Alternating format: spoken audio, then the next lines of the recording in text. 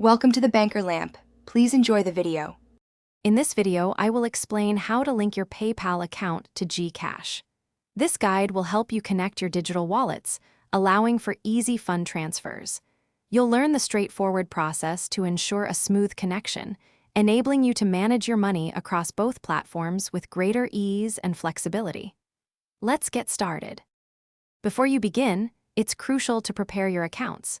Make sure both your PayPal and GCash accounts are fully verified to avoid any interruptions. You'll also need your GCash MasterCard or American Express virtual pay details on hand. A stable internet connection is essential for a smooth and successful linking process, so double-check your signal. Now, let's walk through the linking process. First, open your GCash app and tap on the Cash In option. From there, select PayPal and then choose Link PayPal account. You will then be prompted to log into your PayPal account to authorize the connection.